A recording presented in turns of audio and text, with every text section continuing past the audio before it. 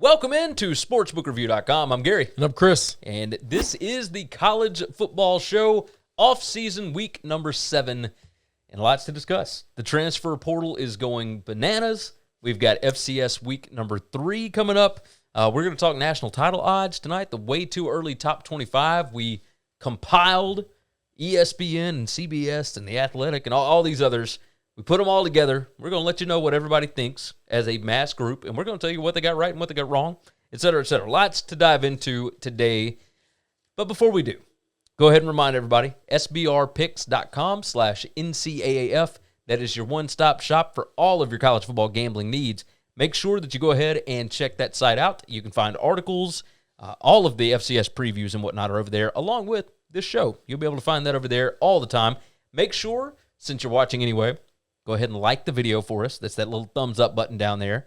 And make sure that you are subscribed to the channel. We do this at least once a week and sometimes more, and especially coming into the NFL draft, next season, all that. We're going to have a ton of previews, everything else. We will be here all off-season and all season. There is no real off-season. We say it every week. We're going to be here all the time because there is always college football news going on. So make sure that you subscribe to the channel. Make sure that you jump in the comments. We would like to hear your thoughts on all the different topics that we are discussing. Let us know what you like about the show, what you don't like, etc. We want to hear your thoughts. Along with that, if you have any questions, anything that you want us to hit on, any topics, whatever, go ahead and hit us up. We're on Twitter. You can follow me at GaryWCE. You can follow me at Chris B. Giannini. And if you're not on Twitter, you can, 1, jump in the comments, or 2, just email us. I'm Gary at winningcureseverything.com. And I'm Chris at winningcureseverything.com. See, we make it simple for you. We like to do that. Make it where you don't have to worry too much about it. Just email us, tweet us, jump in the comments, whatever. Either way, we would appreciate you being a part of the show, so make sure that you do that. Let's go ahead and dive into the news of the day. First topic on the board is who should be on the first cover of the EA Sports college football game. Now, I bring this up because Northwestern and Tulane have both added that they are not going to be in the game at least until the new NIL until players rules. Until players get paid. The name, image, likeness stuff, it's going to get done. This game is still 2 years away from being released. Yep. So it's going to be a little while, but until they allow player compensation for the game, Notre Dame, Northwestern, and Tulane, and I would imagine more will come out and say it, but those teams will not be a part of the game. I'll believe it when I see it, obviously. But we wanted to go ahead and talk about who should be the first cover athlete on it. Now, obviously, if it's 2 years away, that's still 2 more seasons. You can have 2 more Heisman Trophy winners. You can have, the stars, the face of the sport, all that kind of mess like we had this past year with Trevor Lawrence, with whatever else, right? You get that kind of every year. So this is just a bit of a look ahead and a fun exercise to see what we think and what you guys think. Jump into the comments and let us know who you think should be the first cover athlete for the new college football EA Sports game. Chris, I'm going to let you go first. Who would you think? We're each going to give 3. Okay. So I was going to draft it to where we did 3, but then that would leave one of us with only 1 pick. That's not fun. No. And I like coming up with different names. Let's each give 3, because then if we gave 3 total, that's just not good. Now That's they not get good 6 names. I think the answer is clear. I know people are going to bash me for being a homer, but the single greatest season in college football history, the single greatest season from a quarterback in college football history was Joseph Burrow. Also, and you can say this is the homer pick or not, it's universally understood. That's the most fun team we've ever seen play college football. Yeah. Ever. Nobody had more fun. There have been teams that might have been as dominant as them, which I'd like to argue that. For as much as LSU could be an underdog, they were certainly an underdog to be able to get in and win, because it's been Alabama, Clemson, Ohio State. They were not. They were the one that didn't belong. They had never been there before. The coach had never had any kind of really respect. And Joe Burrow comes out of nowhere to be this. And I think that's the greatness aspect is there. There's a lot of play. Almost everybody on our list are great. I think there is a level of this was also the most fun team I've ever watched in my life. If you're not Ohio State or Oklahoma or Clemson, you probably don't think they're very fun to watch. Everybody else has to say this is one of the funnest teams we ever saw. I do agree with that. And I'm an Alabama fan, so you know. Yeah. No, I think the only teams that are butthurt are the two teams that had to play him in the playoffs that both got pretty embarrassed. Yes. I have and so I gave you Burrow. You gave me Burrow. You did give me Burrow, and you told me you were going to give me Burrow, which I appreciate. The other name that I have on this is Trevor Lawrence. Yeah, I think that's played a key role in making sure that football was played during a pandemic. Completely agree with that. On top of that, very recognizable face. Agreed. Plays for one of the biggest names in the sport, 1-2 between them and Alabama. Well, they're second to Alabama, but they're one of. That's fine. And Trevor Lawrence, I mean, everybody knew all the kids that will be playing this game knew who Trevor Lawrence He's also is. a 3-year starter, which is won a national championship. Yeah, won a national championship, played in another national championship. I think longevity has something to do with it. One of the things we like about college football and what the one-and-dones have killed in college basketball is we know these guys because they're around. One of the sad things about Joe Burrow is he was a mercenary. Yeah. He was a transfer. He had no still connections. Played for 2 seasons though. We did get him for 2 years. Yeah. But so many of these kids are now getting, which I want them to be able to transfer. I want them to have more freedom and flexibility in their own decisions and lives. I think that's important. But you're losing that this guy was here and he was a 3 or 4. It's one of the reasons I loved Ian Book. You know that. Oh, how much it mattered that Ian Book had a great senior year, which he did, and the win over Clemson. People are going to put the asterisk on it all they want. I watched that game. You can take that asterisk and you can shove it up your butt. Okay, I'm not doing that. All right, that guy's a 4-year leader, man. Yes, and I do think Trevor gets a big nod from. I think he's. If I had to give a clear-cut second person other than Joe, I do think it would be him. Who would be your second? Besides Trevor Lawrence. So now I'm gonna take one of the guys that I know is on your list. Okay. I'm gonna take Lamar because I think he's the right answer. By the way, I think Lamar Jackson's the third one. I think he was around. He was a 3-year starter, and he was. We haven't seen anything like him since Michael Vick, and in college he was way better than Vick ever was. He made in college he was way better, and he took a small school that is a regional school that outside of people in the AAC or ACC and in the South, I guess he made them relevant. Nobody cares about Louisville football. We all know Louisville basketball. Well, and Louisville football has it even. After he left Lamar, like they have not been good in the ACC. Yeah, I mean, you literally could. Never mind. It's like sacrilegious to say, but like you could define it as before Lamar and after Lamar. I think he was that. I was gonna do an ADDC kind of. You get what I'm saying though. Like I think he was that important. Yes, and he didn't go to a blue blood. He didn't go to a big boy. Yeah. And I think, that matters to me a lot. Oh, absolutely. That matters to me a whole lot. Absolutely. And I think he's a wide receiver who cowered out of bounds, not realizing it was 4th down, from getting that touchdown, beating Clemson. And we don't know where Louisville's season would have landed after that happened, but we know Clemson would not have been in the national championship. That you're 100% right about that. My second one would be Baker Mayfield. Yeah. I think everybody knows him. He's on all the commercials. He's on all this different stuff. And when he was at Oklahoma, he was a lightning rod. He was. I agree with that. All of the national media was all over him at all times. Now, he's got a fantastic story. Started as a walk-on, was a walk-on at Oklahoma. Yes. Earned a scholarship. Yeah, he didn't earn the scholarship until his second year there. Right. Wins a Heisman, #1 draft pick. Like, he is the story. Like, the storyline behind him is incredible. Yep. And obviously, you got a lot of Oklahoma fans that'll be playing this game. Like Oklahoma is. Well, one of I the don't know. bloods. I don't know that a fan base matters for who's going to be on the cover. Everybody's going to buy the game. Yes, everybody's going to get it. That's fine. So, but as far as a story behind the cover athlete, that's one of the guys. Yeah. So, who is your third? My last one. It hurts me to like 2 Clemson guys, but I think the answer is real. I think Deshaun Watson. I could agree. I think Deshaun Watson's college career was something pretty incredible that we didn't really. I mean, he kind of is the guy that put Clemson over the top and being the superpower that they are. Yes. They weren't a superpower before him. Oh, Watson is what put them on a different stratosphere. Yes. So I would very highly And agree. so I think that's important to tell them. It hurts me to say that, and I don't like it, but I have to agree with it. I have to give it the credit that it's due, and I think he was an electric quarterback in college.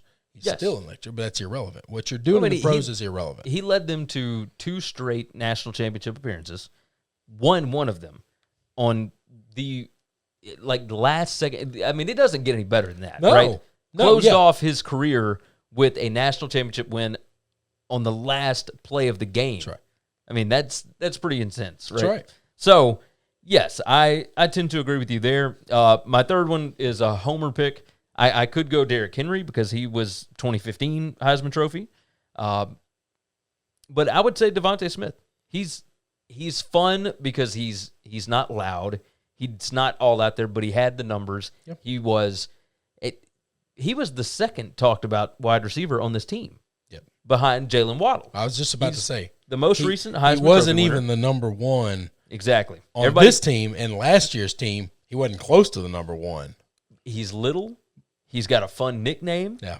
You know, it's all sorts of different stuff. I do like Devontae Smith. Part of it is recency bias. Yeah. Because I was trying to not look right in front of our face. It's hard to not do that with Trevor, with Joe, with Smith, because they were so electric. They were so right there. You got to go a couple, but I mean, I guess we didn't go real far back. Watson and Lamar are only 3 years removed from this. Yeah. So it's not like, we picked somebody from and Derrick Henry 2014 absolutely or could. whatever. You had some defensive guys, right? So I've got 2 defensive guys that I think, and these were both around, I think, when the game was played, but nobody's ever put a defensive guy up there. College football was defined for about 4 years by Jadeveon Clowney hit on the Michigan. Like, that hit has been seen more than any single hit has to be in the history of all of college football. Oh, yeah, I agree. And I think, and Clowney was a absolute monster, and one of the reasons Clemson never could get to be a superpower is because Clowney told one Coach Spurrier, if I come to South Carolina, I don't lose to my rivals. I've never lost to a rival. And he didn't lose to Clemson not once. Now, as soon as he left, and Clemson, well, then it all started over. Clemson rolled. But while Clowney was the man that held, he stood the line. Yes. He said, "You don't cross, not yet." No, you're right. And I thought and then the other one is the Honey Badger, 1 year freshman year. That's it before he got kicked out of school and then sat out a year. His freshman season is one of the most iconic seasons by any player. The way he could play on special teams and on defense, I've never seen anybody like it. Oh, it's ridiculous. Ever in my life have I ever seen anybody that electric? He really should have won that Heisman. He absolutely should have won that Heisman. But they'd never given it to a freshman at that point in time, and they damn sure wasn't going to give it to him because of all the problems and stuff, which we look back now and say it was weed, man. Yeah. And some of it wasn't even weed, it was fake weed. He got kicked out of LSU his last year for weed. Yeah. I mean, it's ridiculous looking back at it now. We will move on from there. If you have Did you have any other?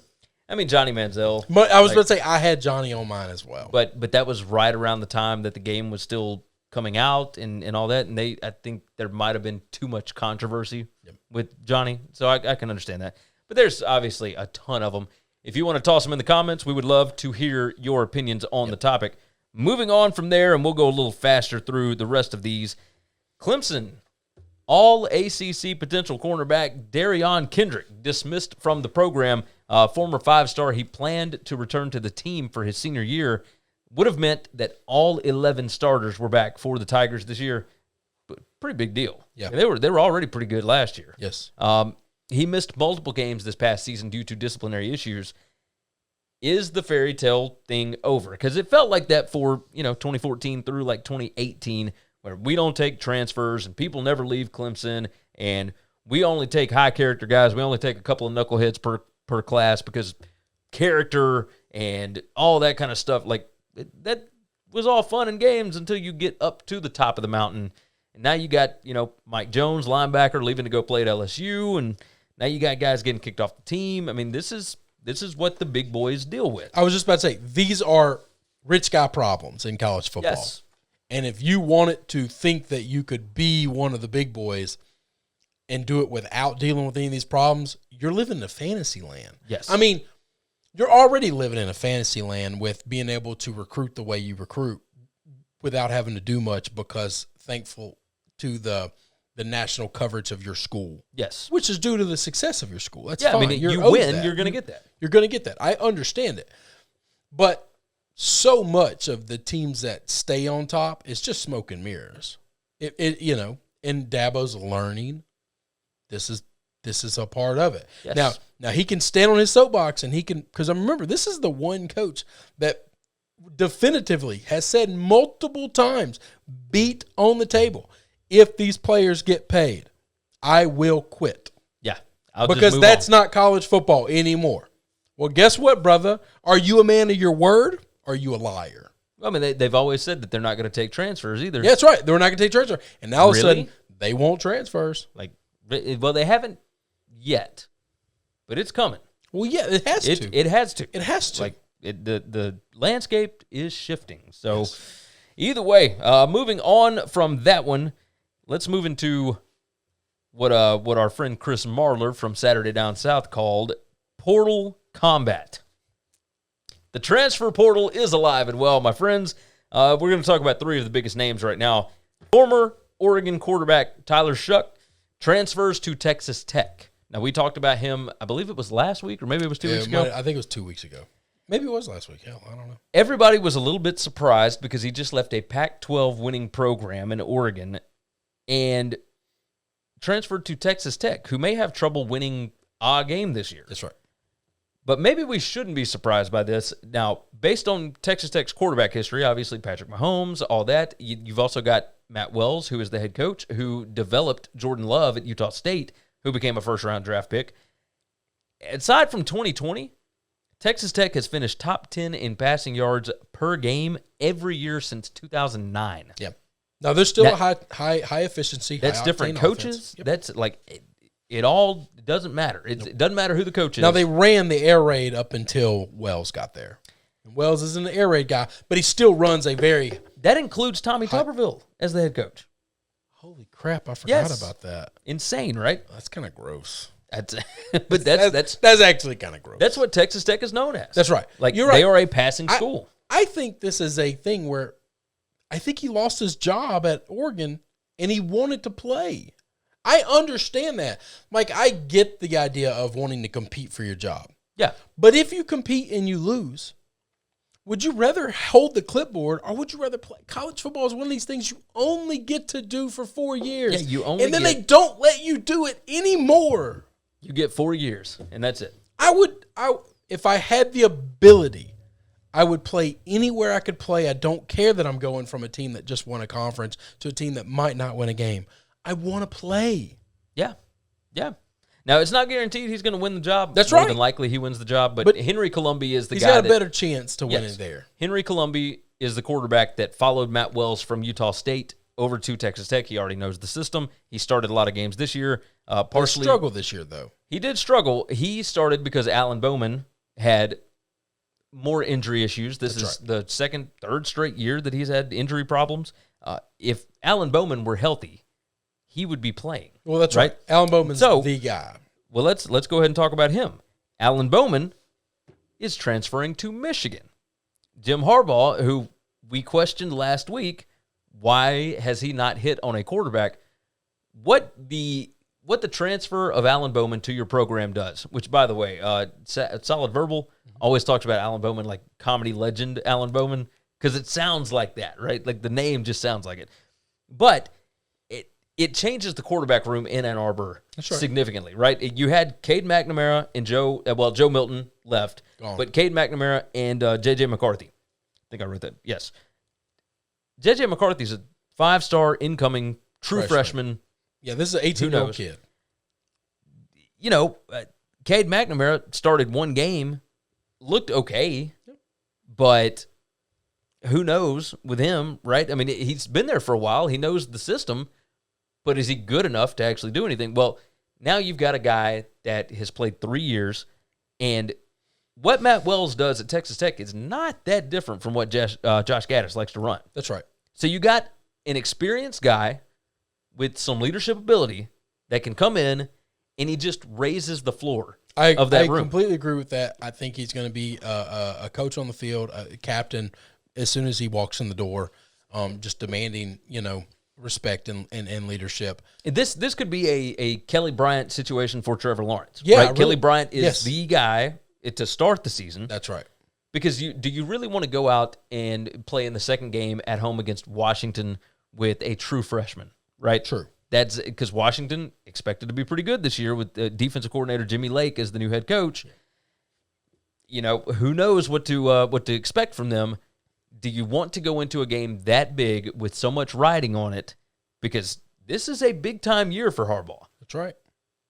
We don't think Alan Bowman will be hurt in the second game. No, we don't. And I think they're going to do some things at Michigan. Like, this will be the best offensive line he's going to get to play behind. Yes. Okay. Oh, certainly. So that's a big deal right there.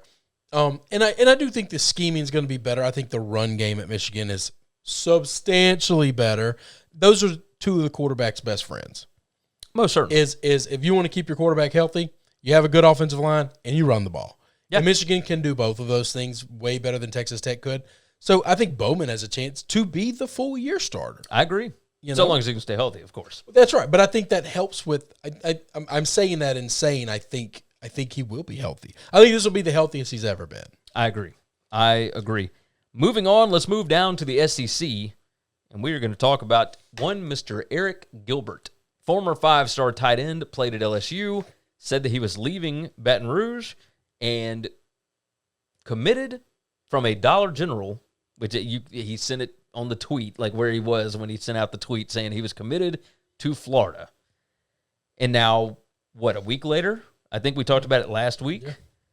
A week later, now he is decommitting from Florida. And my first question was, what's going on here? My second was, why did he commit the first time if he wasn't sure? And then the question was, why did he decommit, et cetera? There were a lot of questions around it.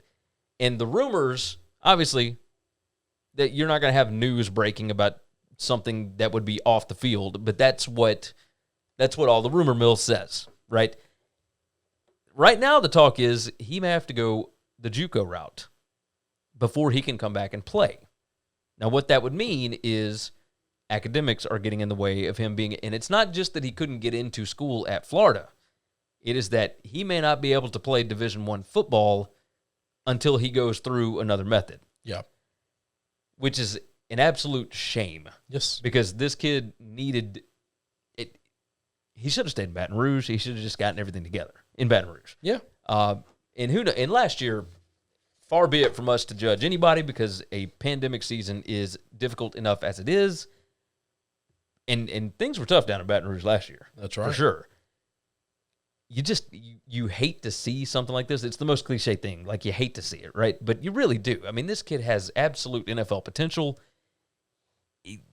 Who knows where this ends up now? Yeah, when he walks onto a field, he's usually the best player on the field. Even at LSU. Yeah, on both sides of the ball. Yes. It doesn't matter what position you play. He's better than everybody on the field. Everybody assumed he was going to walk in and immediately take over Kyle Pitts' spot. Yes. And he is one of the few athletes in the country that could do it. That could do it. And now we won't get to see it. That's right. So it sucks. Well, we'll see what happens to him, and we'll see where he can land. And you're right. I mean, it's not even as simple as, well, maybe he could go back to LSU.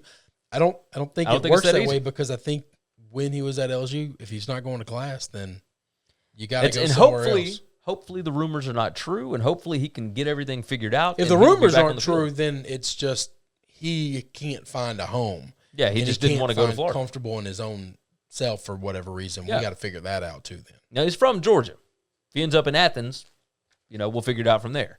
But, I really hate seeing that because, I mean, I was so looking forward to seeing him in Dan Mullen's offense. Oh, just ridiculous. All right, moving on. Topic number 6 so far. Ty Simpson, 5-star quarterback, from Tennessee picks Alabama over Clemson and Tennessee. And the reason I wanted to bring this up is not because of the fact that he chose Alabama, because he's like the number 27 ranked guy, whatever. He's the second quarterback behind Quinn Ewers this year. I wanted to bring up the fact that Tennessee basically kneecapped themselves. We talked about it multiple times on this show. Their recruiting class this year in the state of Tennessee is the best recruiting class that they have had since they started ranking recruits back in 2000.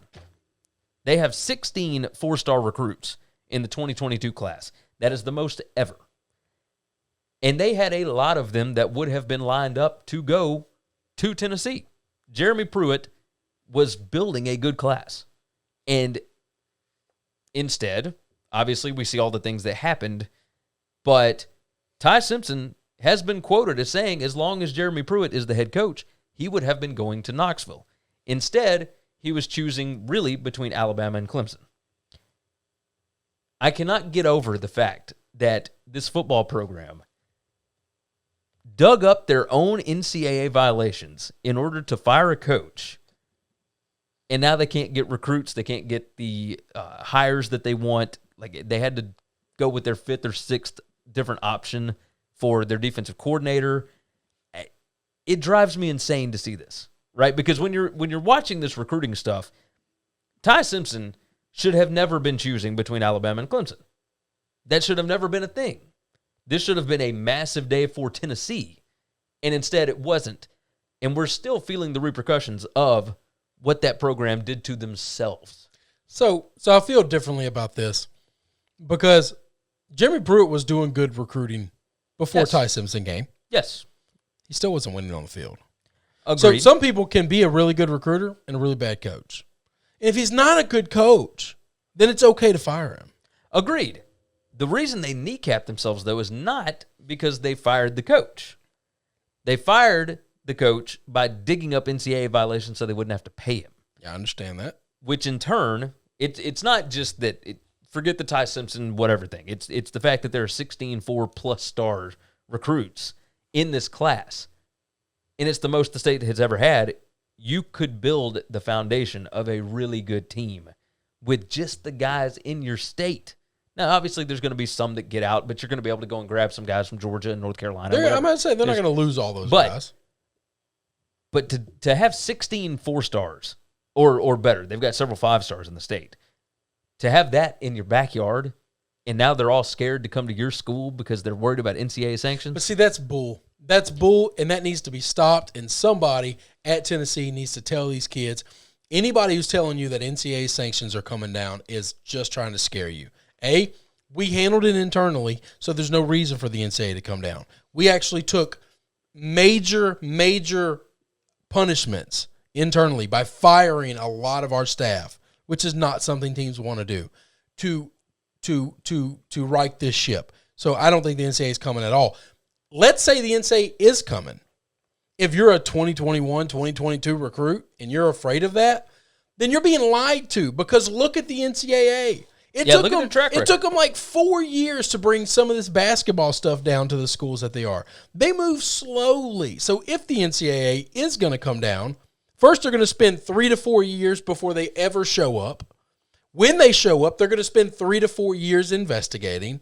And then they're going to bring the punishment. And then you're going to have another 2 to 3 years of appeals. So these kids are going to, if you're pro level, you're going to be so far removed from being at school. If your team just did something, that's the best time to go. Yeah, it's because there's nothing the NCAA can do, because they're not going to move fast. They're no different than the court system in America.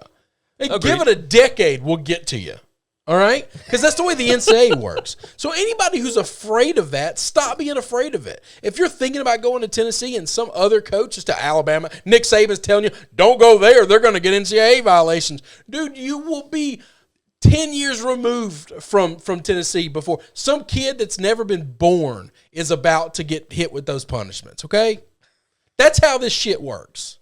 The NCAA is the most incompetent, incapable group of people the world has ever seen. Also, by the time they get to you, there's a really good chance that the 64 teams that are the big boys, that are the blue bloods of all of college football, will have completely left the NCAA, and they won't even be a thing anymore. So all the stuff that you did is no longer a penalty, and nobody cares. So stop letting those other coaches lie to you. They're lying to you because they want you to come to them. I love when I get you fired up on a topic. Absolutely love it. All right, moving on. We will stay in recruiting. You and I, before we sat down to record this, which we record on Mondays, so if anything has broken between now and when the show comes out, that's what happened. But we talked about why certain recruiting rankings might be the way that they are. Yes. The 2022 recruiting class in the state of Texas is absolutely absurd right now. The number one player in the entire class is quarterback Quinn Ewers. He was committed to Texas under Tom Herman. He ended up decommitting. He is now committed to Ohio State.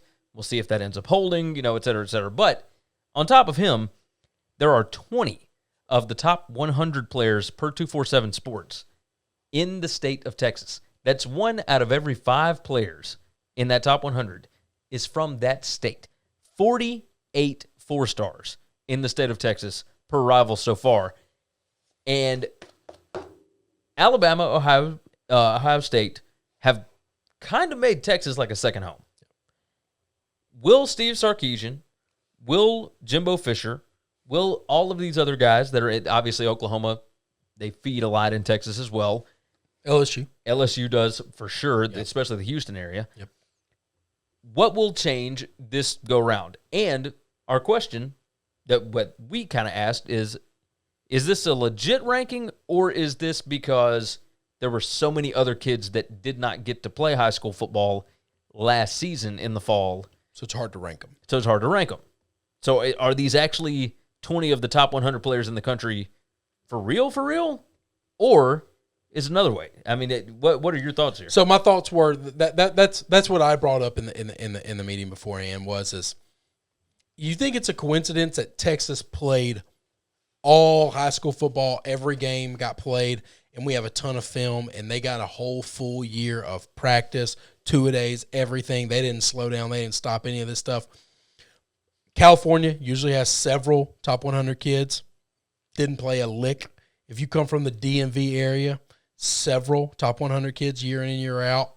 No football. The New Jersey area, the New York area, no football. Ohio, Michigan, it took a while for them to play. A while. They didn't get a full season in. I think some of it is what did we see last year, and those kids. Now some of this could be a chicken and egg thing. They really are the top 100 kids because they got to play, and these other guys in real developmental years lost a year. Yeah.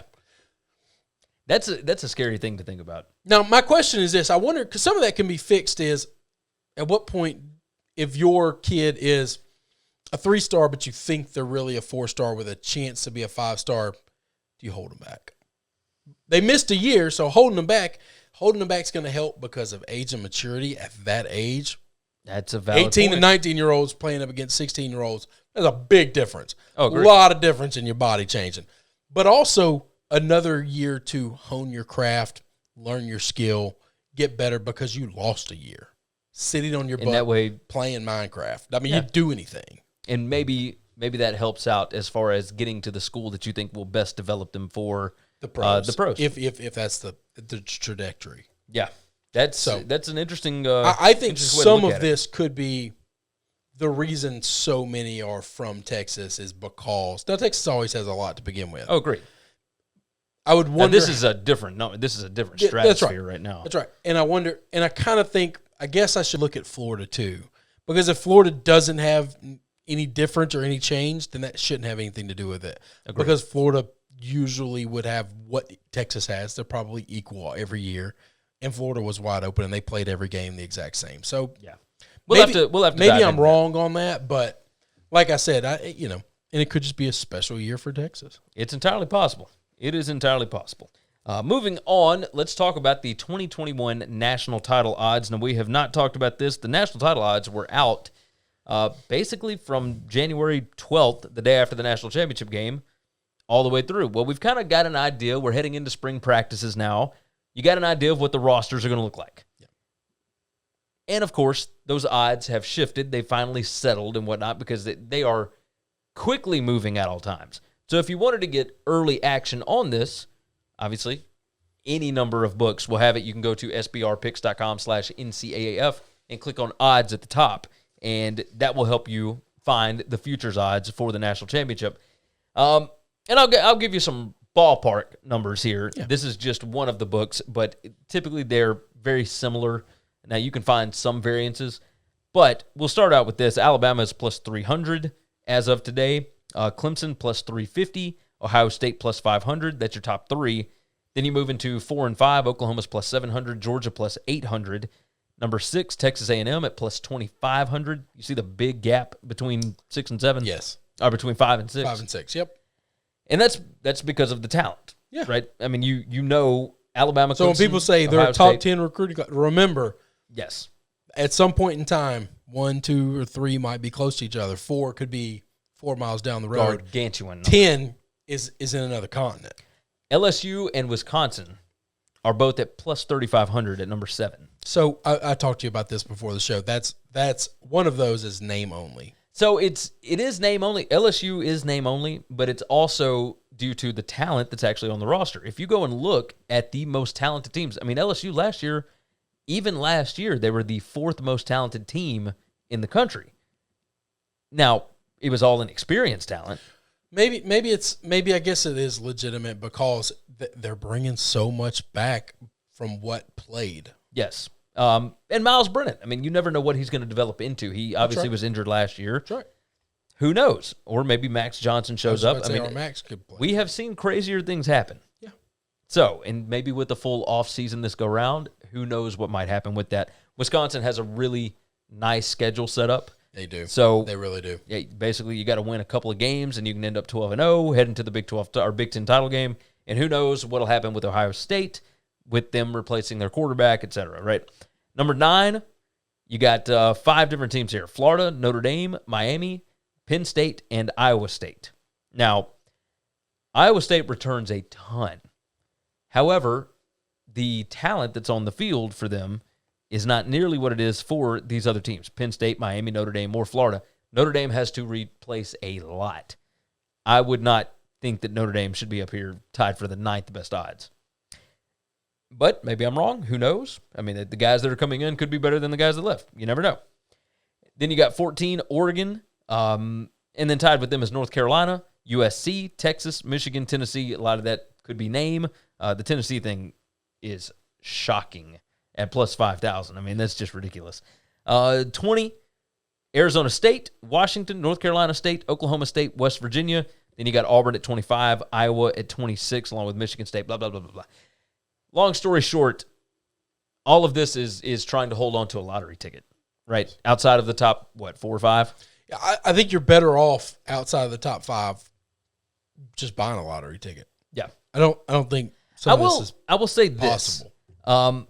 And so Iowa, I don't think is going to win a national championship. That's it. But their schedule sets up insanely well, and they return a lot. So I don't like them to win a national championship, but whenever the Big Ten odds come out, the Big Ten division odds, all that kind of stuff, that's different. Because I'm the same way on Arizona State. Yeah. Like, I will be holding a ticket on Arizona State to win the Pac-12, the Pac-12 South. Like, I'll be holding those tickets. Iowa, I'm with you. I love Wisconsin. That's going to be a tough thing for me to do. But there's a world where I see that value there, and I like them. There's going to be teams that I think are way underestimated where they are, okay? I'll tell you this. If Ole Miss was in the East, I'd be holding an Ole Miss East ticket. Yeah, I can buy that. I mean, I really would. The one that I like the most here, I would probably roll Georgia. If I had to get a national championship ticket to make it actually worth it to me, Georgia at plus 800. They were just a completely different team with JT Daniels last year. Now, they lose 4 or 5 starters on that defense, but they always rotate guys, so they still return a ton of production. Kirby's still recruiting. And they are last year they were the most talented as far as the 247 talent composite. This year, I mean, same thing. Like, they're still going to have a bunch of dudes. They've got a quarterback now. They've got another year under Todd Monken's system on offense. I mean, that would be the one that would seem to make the most sense to me. I don't trust Oklahoma. Ohio State with a brand new quarterback. Clemson's always good, and we saw what DJ Uiagalelei did last year. Clemson's going to moonwalk to the playoff. They certainly are. They're going to get there. Ohio State might have a fight, but regular season, Ohio State doesn't have to play Iowa or Wisconsin. So they're only going to have to beat one of those teams to get there. That's true. So, and I think they'll moonwalk through their side of it. So they'll play one tough game before they get there. Clemson will play 0 tough games before they get there. And if you wanted to bet Alabama again, plus 300. Plus 300 is just the odds aren't there. No, the odds aren't there for sure, but the odds definitely aren't there for a team that is replacing their quarterback, their top 2 wide receivers, their running back, most of their offensive line, a bunch of guys on defense. But it's still a matter of it's unproven. I'm not paying 300, plus 300, 3-1 odds just ain't it. That's not enough for me. It's not close. Not close. No. You're not getting any value with Alabama. But 8-1 with Georgia, maybe. It's Oklahoma, a hard pill for me to swallow because I think coaching's so important. And I don't respect that coach. I just don't think he's good enough coach. I think so. I haven't seen enough from Monken yet, but I think right now would be the time to buy. See, you're right. I'm literally, as those words left my mouth, I never would have believed, and I still don't believe Dabo Swinney's a good coach. I think Dabo Swinney surrounds himself with great coordinators, which is what Ed Orgeron does, by the way. This is not it is a knock on him, but it's an honest one, I believe. But there's a difference between a coach, like an X's and O's coach, and a CEO. Yeah. Dabo and Ed Orgeron are both CEO coaches. Is Kirby smart enough to be able to get out of the offense's way? Now, Todd Monken, we know for a fact, can coach that side of the ball. Yes. If he can stay out of his way, then maybe Georgia has That's been the problem with Georgia. Yes. Is they lose games because he does stuff stupid. Yes. Not the OC does stuff stupid. Not the DC does stuff stupid. Well, it's the fake punts, you've got a guy that's running the football down a team's throat, let's only hand him the ball 4 times. Agreed. Like, those are his calls. He's the head coach, and he's the one telling them who he wants and what personnel groups, all this stuff. That's a valid point. That is a valid point. And so, yeah, the national title odds, out of the way. Like I typically stay away from the national title odds. Well, yeah. But if you wanted to take a shot, Georgia would be mine. Because college football is just a chalk game. Yeah, it really is. It really is. All the other ones are lottery tickets. That's all it is. Let's talk about the way too early top 25 right quick. And what I did was I compiled a list of ESPN, The Athletic, CBS, and USA Today. And I averaged them all out to give us who would be the actual top 25 from these different media outlets in a compiled list. It's kind of the same way that the AP does with their voting, like the AP poll, the coaches poll. It's whoever has the most points. It's all averaged together, blah, blah, blah, blah. The way it's set up right now, we'll go 25 down to 1. Or should we go the other way? We should go the other way because everyone knows the top 4 or 5. So, according to all of these different ones, they're all ranking Alabama number 1 in the preseason.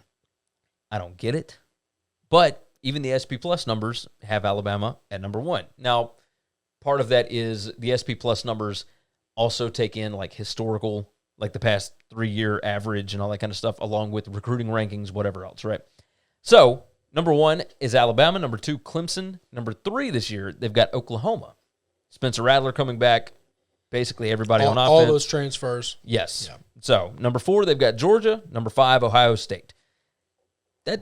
That makes sense to me. There's a lot of love for Alabama because of what they did last year, but very few of those guys are going to be back. Yeah. So, I don't believe that Alabama should be at number 1. It's easy to fall in love with DJ Uiagalelei with Clemson. However, but they're bringing back their entire defense. They are, and the defense was good, but I don't know. Like maybe Clemson should be 1. And then you have, because I would have Alabama back at like 4 or 5. Yeah. But I don't know that anybody would ever do that with Nick Saban. There's just so much trust there. Ohio State at 5, I think, is correct. They lose a lot of superstars. For the exact same reason, they don't have that Saban factor yet. Ryan Days just hasn't. He doesn't have the track record. Yeah. He hadn't been there long enough to do it. Finishing out the top 10, you've got number 6, Iowa State. Number 7, Texas A&M. Number 8, Cincinnati. Number 9, North Carolina. And the number 10, Notre Dame. If Iowa State loses a game early, like they did last year, are we going to blame it on too much hype too soon? We'll blame it on a lot of stuff. I think that's partially part of it. However, you can't say it's inexperience or because they got everybody back. No, it can't be inexperience, but I just wonder, I mean, they do host. It is for a guy who always yells, there's the haves and the have-nots, and you shouldn't have that, and there are certain people that belong and certain people don't. It just looks funny to see Iowa State up there. Agreed. However, now their SP Plus ranking, their preseason ranking, is number 7. So them at number 6 makes sense with the rankings. They do return everybody. They got a talented group, but it's a very developed group. I'm about to say, they weren't a talented group. They ain't a whole lot of stars around there. No, but they got a lot of returning production back, and they obviously played for the Big 12 title game this year. Right. They beat Oregon in the Fiesta Bowl. It's a really big year. I can't get the taste of Louisiana, just kind of wiping the floor with them. And they do host Iowa in week 2 this year. Now, they're going to be favored in that game, but Iowa has kind of had their number. That's going to be an amazing game. Oh, I think it's going to be so good. So good. So, surprisingly, like A&M, they're at number 7. And obviously, this all has recency bias written all over it. They lose Kellen Mond. I don't think that losing him is going to be that big of an issue for Jimbo. Losing Kellen Mond doesn't bother me at all. I think the defense is going to be fantastic. I do too. And I trust Jimbo to find the quarterback. Their SP Plus ranking is number 13. Yeah. So it's slightly off here. Jimbo's ability to replace a quarterback is just something that I think is going to happen pretty easily. I think so as well. We're going to learn somebody's name. Very quickly. Yeah. Probably in the fall. But fall camp. Maybe. I think it might take a game or two. Number 8, Cincinnati here. Their SP Plus is number 15. Mm-hmm. They are projected favorites in all 12 of their games. That includes at Indiana and at Notre Dame. At Notre Dame, I cannot believe they're favored in that game. If they go 12-0 with a win over Indiana and Notre Dame, you got to let them in. I think that's a playoff team. You got to let them in. We're going to let Oklahoma in again. They're going to get ass stomped. Cincinnati also dodges Memphis this year. Yeah. But I believe that they still have UCF on the schedule. So, but I mean, who knows? Like, UCF changed coaches. It's still Gus Malzahn. I think Gus is going to be just fine, by the way. I think so. I think UCF is going to be just fine. Number 9, North Carolina. They are number 10 in SP Plus. I mean, that makes sense. Sam Howell coming back. They lose a lot of weapons, but I think replacing skill talent sometimes a little easier than replacing like your signal caller, your guy that's... Oh, well, okay, yeah, it's easier than that. As long as you got Sam Howell and you still got dudes back on defense, because they do have a talented defense. They do. That are still developing. So, either way, and then number 10, Notre Dame, their SP Plus ranking is number 25.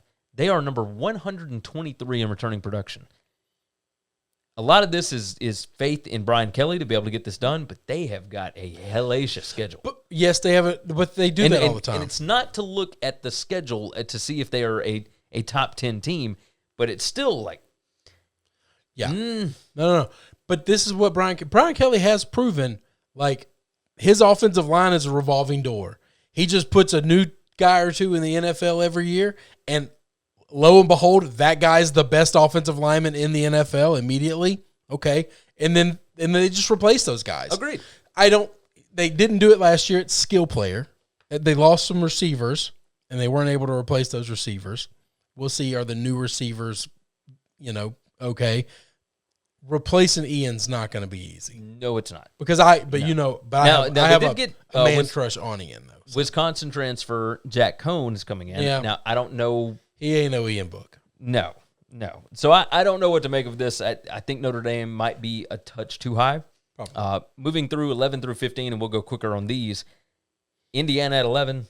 I think that's a little too high. That's a nod to what you did. We screwed you in setting you up, for your bowl game and all stuff. That's fine. We're going to give you a little bump before the season starts. Now they will get Michael Penix back. Yes. So that should help a lot. However, they were very lucky with a couple of their wins last year. True, but that's what happens when you're Indiana. Agreed. But that's what I'm saying. I think like 11, you're not dominant. I think 11 might be okay, yeah, but I'm okay with it. Number 12, LSU. They get a pass. Maybe a little too high for LSU. I think that's way too high. They need to earn it. If they come out, doors are blazing, and they just start smoking folks, are looking just way better than they looked last year, then you can rank them then.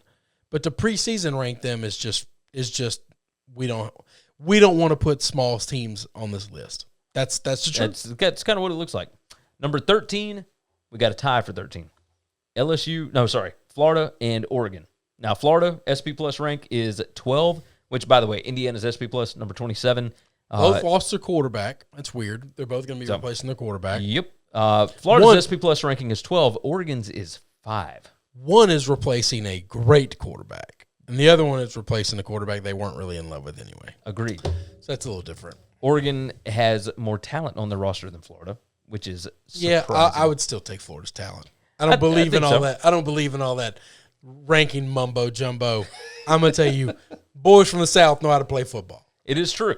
It is true. I am super biased with that. I think being a guy that hates Florida, I'll take their talent over Oregon's talent. I think Oregon might be wrong on that, but I'll take it. Doesn't get enough appreciation for what Cristobal is building there.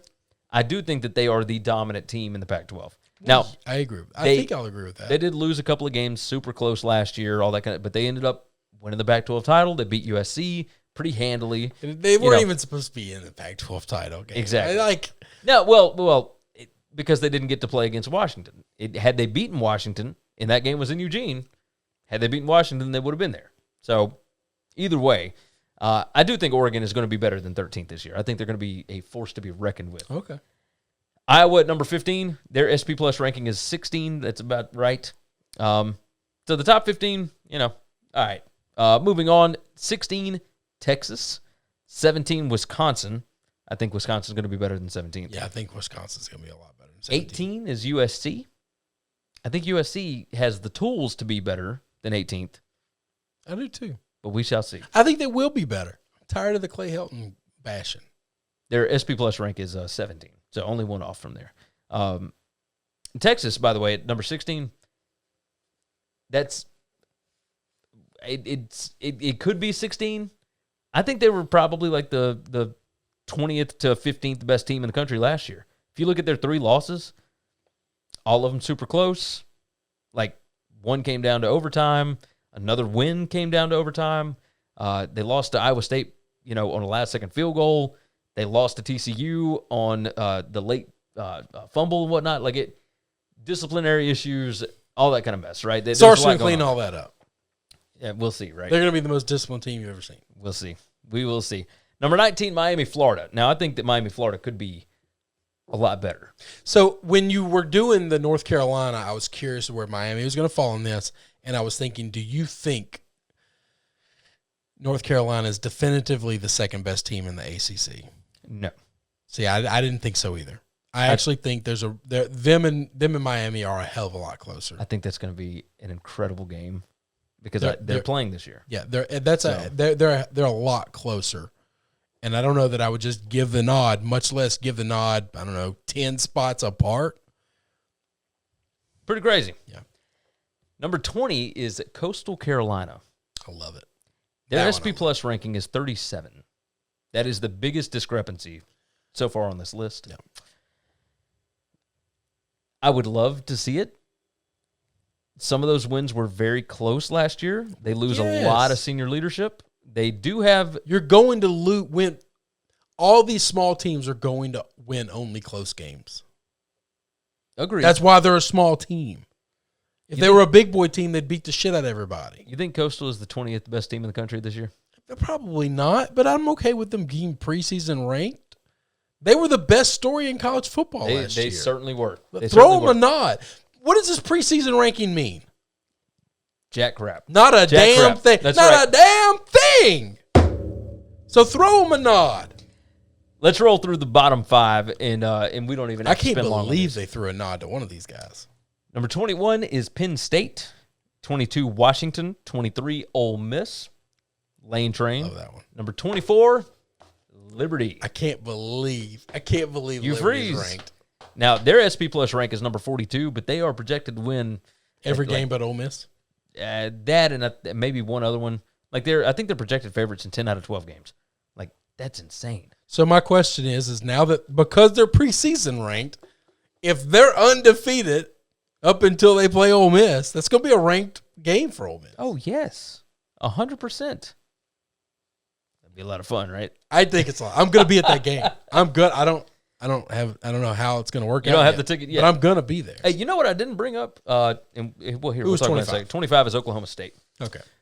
Which makes sense, right? Their SP Plus rank is number. Put 29. a guy with a mullet in there. It's fun. That works for me. Did you see Alabama announce that they are going to have a full stadium this fall? I think that's their plan. Well, Alabama was the first to announce it, and I would fully expect. Well, I know LSU sent Everybody. out season ticket. They're sending out season tickets in the real paper tickets that will be torn by a person. Yep. At a gate. I can't wait. Oh, I'm so ready to get back to going to games on the weekends. All right. It is time to discuss the FCS. This is the Week 2 notes. North Dakota State, 39-game winning streak snapped last week. 38-14 loss to Southern Illinois. It was their first since 2017. Now, the Bison were held to only 268 yards of total offense. You need more than that. They gave up 443. They got blitzed. And Southern Illinois got blitzed the week before by North Dakota, 44-21. So it kind of makes you go, was Southern Illinois looking ahead to this game? Because no. But what I really think happened here is North Dakota State's just not that good. This is what we expected from the FBS I think it's this year. chaos. Trying to predict chaos is just foolish. I agree. I think it's chaos. North Dakota, who I just mentioned, the Fighting Hawks, they are absolutely legit. So they did beat Southern Illinois last week. They beat South Dakota State, number 3 in the country this year. They beat them 28-17 Saturday. That was the one that upset me. They have got a Thursday night matchup that we will talk about here in just a minute. That is going to be the only game on Thursday night. I didn't like the Jackrabbits losing. No, not me either. But hey, they lost their top 2 quarterbacks, and they weren't getting enough from the quarterback position. So it is what it is. McNeese State, after their impressive win over Tarleton State the week before or 2 weeks ago, they got demolished by Incarnate Word, 48-20 in that one. And Tarleton, of course, after they turned around after the McNeese game in double overtime, they whipped up on New Mexico State, an FBS school, 43-17. We talked about that last week. Yep. They were 27.5-point favorites and lost to Dixie State, 26-14. And now Dixie State gets to play New Mexico State. So we'll see. That's bad news for New Mexico State. Yes. Best game. By the way, the 27.5 and then losing by 12. That's 39.5-point switch there. That's crazy. That's crazy. Chaos. This is why we bet dogs. This is why the current version of college football is bad. Oh, I'll talk about why we bet dogs. Because it's too damn chalky. I'll talk about why we bet dogs. Nobody likes chalk. Nobody. The best game of the weekend was Saturday night. Sam Houston State 43-38 win over Southeast Louisiana. Sam Houston State 672 total yards. Southeast Louisiana 536 yards. That is 1,208 yards of total offense. Over 1,100 yards. And it came down to Southeast Louisiana could not convert a 4th and 2 late in the game on Sam Houston State side of the field. So bet Sam Houston State overs. That's what I'm saying. Eastern Washington, did you see this? No. Their kicker made a field goal, and the ref wasn't looking at it. But it was, you remember, we talked about Idaho's stadium, right? Yes. It's basically like a big barn. Mm-hmm. They've got a scoreboard right above where the field goal posts are. The ref was adjusting his mask. He wasn't even lined up under the field goal bar or the post. He didn't look up. The field goal goes through, bounces off the scoreboard, bounces back down onto the field. The ref says no good, and they don't have video to be able to review it because the video was aimed too far down, so you couldn't see like on the video that the refs got. So he ruled it no good. The game was 21-21 at the time, and Eastern Washington went on to lose at 28-21, but it hit the scoreboard, and it bounced back into the field of play. So let me ask you this. There's not another referee on the field that saw it go through? There was a referee on the other post. It was coming from an angle, right? So it's going this way. The referee that's over here is looking directly up. That's right. To make sure that that's what he was supposed to do. I understand the that. The guy that was on the side where the actual ball was kicked was not looking up. He was adjusting his mask, and he wasn't even under the post where he was supposed to be. So out of all the officials on the field, none of them watched? None of them were paying attention. Are they all employed this week? Ridiculous. So far as I know. See, none of them should be. No. I mean, none of them. No, not a one. No. Not a one. Well, except for the guy that was actually doing his job under the other post. That's fine. I'd let him keep his job. On Saturday, this is why we bet dogs, by the way. Underdogs went 16-4 against the spread on Saturday. 6 double-digit dogs won outright, including Dixie State. The closing line was plus 26.5. VMI plus 21. They beat Furman. Yep. Gardner-Webb plus 17.5. They ended up winning by 10. Teams with a game under their belt only went 2-6 against the spread. That kind of mirrors what happened early in FBS. You remember we thought, well, if you've already played, that should give you a leg up. And it didn't. And it sure didn't. And it did not here either. So maybe something to pay attention to going forward. Who knows? You ready to move into the FCS Week 3 preview? Yep. All right. Let's discuss the first game. It is on Thursday night. And we have got number 20 South Dakota Coyotes. And now I want you to pay attention to these mascots, okay? The Coyotes are headed to face number 4 North Dakota Fighting Hawks, okay? Okay. North Dakota was unranked, and 2 wins over top 15 teams has netted them the number 4 ranking in the country. And I love it. This is actually moving a team up based on what they have done on the field. Yep. I love this. North Dakota is a 6-point favorite. Total is 47.5. It's Thursday, March 4th, 6 p.m. Eastern Time on ESPN+. North Dakota is projected to win this game 37-30. And so the actual number on it is minus 7.7. 37-30, that's 67 points. This total is 47.5. It sounds a little too good to be true, maybe. But I will tell you this. I'm going to take the over here. Yep. The 6 points, I am probably going to stay away from that. These are the only 2 undefeated teams left in the entire Missouri Valley Conference, which is insane. We've only played 2 weeks. Yep. But everybody's taking everybody out. You got it. North Dakota has been rolling on offense. Running backs Otis Wee and Luke Skokina ran 27 times last week for 161 yards and 3 touchdowns against South Dakota State, who has a hell of a running defense. And these guys just kind of ran all over them. South Dakota intercepted Illinois State quarterback Bryce Jefferson 4 times, but they gave up 151 yards on 29 carries last week. I would roll with North Dakota just money line. If this line starts to drop, maybe I roll with them. But I really like the over here. Does a coyote kill a fighting hawk? Yes. I would love to see an upset here. Well, yeah, me too. I like upsets. Dogs. I like upsets. In South Dakota, I mean, they weren't great last week, but 4 interceptions. Yeah. Like North Dakota might want to just not throw the football.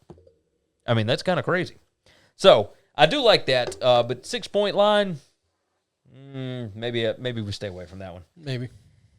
Moving on to Friday night, and we have got a barn burner matchup. First game for both of these teams, number 13 Albany, the Great Danes, heading to the New Hampshire Wildcats. They are number 14, so you got number 13 and number 14.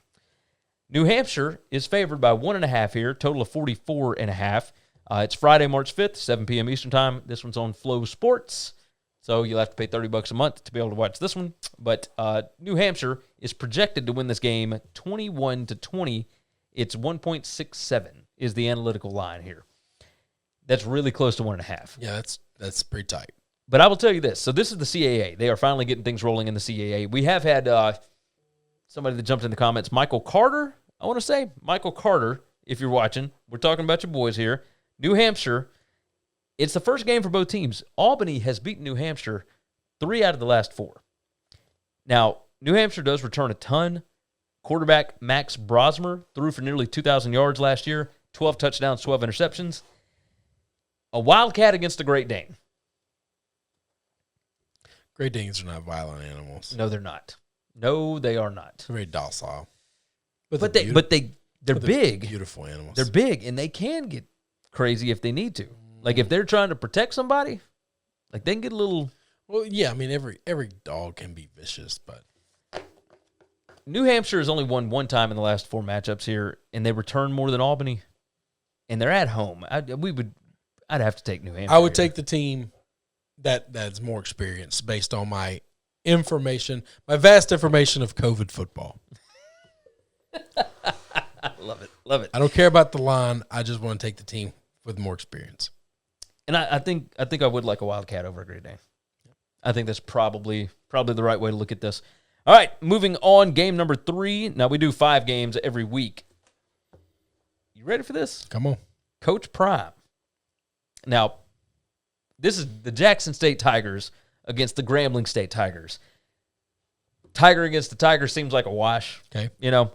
But this is Saturday, March 6th, 1 p.m. Eastern Time. It's on ESPN3. Grambling is projected to win this game 32-19. Grambling's a good football team. Yes. Grambling's a good, and they're perennially HBCU good football team. Yes. Analytically, minus 13.37 here in favor of Grambling. It's SWAC, so these teams are not going to be in the playoffs. No. They fight for a bowl game at the end of this. They do their conference championship is all they're going for this year. That's right. Both teams had games postponed last week. Now, one of them was because the game was supposed to be in Texas, and, of course, there was the winter storm and all that kind of mess, so that didn't happen. Jackson State's was due to COVID from Mississippi Valley State, so they couldn't play. This is going to be Grambling's first game of the season. First off, we now have data that shows just because you got a game under your belt doesn't necessarily make you the favorite here. That's right. 8.5 is the line in favor of Grambling. The projection has them winning by 13.5. Total of 50.5, probably stay away from that. Probably. But I really like Grambling here. I think Jackson State has got a ton of hype because of Coach Prime and the recruiting class. I was just about to say, how many people do you think are actually going to be betting Grambling? Not that many. I think the smart people real small. The people that are just watching the game at the sports book on Saturday that are just, hey, we're going to have fun. We're going to bet on Coach Prime. The recruiting class that was so good. He beat somebody 53-0. Mm-hmm. Okay. Those guys are not eligible until the fall, by the way. Grambling won at Jackson State in 2019, 44-21, and these are basically identical teams. I mean, they walloped them. So I would roll. I would take Grambling. I told you I was looking forward to this game last week because I knew it was coming up, and I forgot they played Mississippi Valley in between it. And I will tell you, I'm fired up about this. Me too. I'm so fired up. I think this is my favorite bet of the weekend. Where's this game?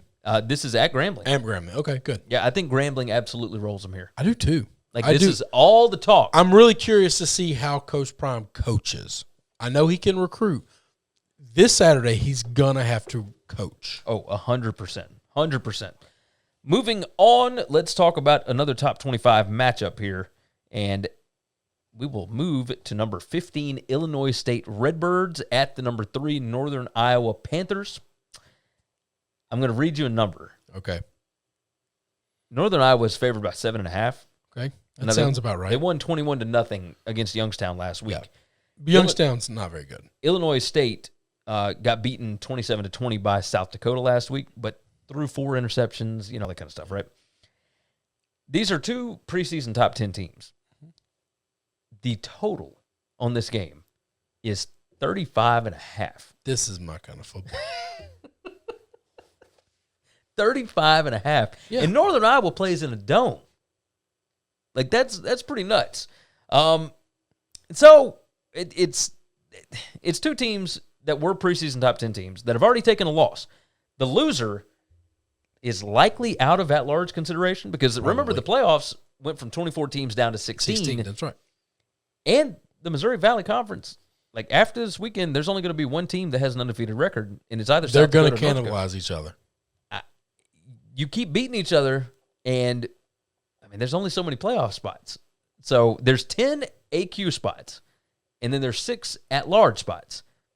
Well, you got to imagine like the CAA, the Big Sky. Like there's other spots like the Southern Conference is going to have guys that maybe have a shot at-larges. Like this is going to be massive, massive stuff here. I'm going to roll Northern Iowa at the -7.5 because I like their defense a lot. But I don't like them at 7.5. The projection is UNI 18-10 here. Even at 35.5, I kind of like the under. It wouldn't surprise me. I don't think there's going to be a lot of scoring. I love that kind of football, and I'll take the dog. I can get down with it. I'll take the dog strictly because if there's not a lot of points, it's hard to beat somebody by 8. No, you got that right. That one's Saturday, March 6th, 5 p.m. Eastern Time on ESPN+. Let's move on. Now, this one is not a top 25 matchup. It's not a super sexy matchup or anything like that. But I do like talking about it, one, because I'm curious how North Dakota State is going to bounce back. Okay. The North Dakota State Bison, who are now number 6 in the country, they are favored by 20 with a total of 45 over the Missouri State Bears. Now, this is Saturday, March 6th, 3 p.m. Eastern Time, ESPN+. Every North Dakota State game is going to be on TV because they are the brand. They are the Alabama or Clemson or whatever of FCS.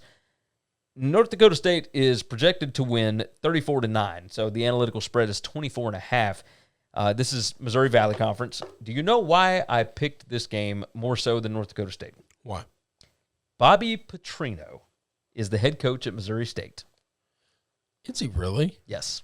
He won their first game of the spring season last week. I forgot that he took that job. Now, we saw him in the fall because Oklahoma beat the absolute brakes off of him like 48-0, right? And they lost 3 games against FBS schools, but they won their first game in the FCS. Now, when we say undefeated MVC schools, we were not including Missouri State. They lost 3 games in the fall.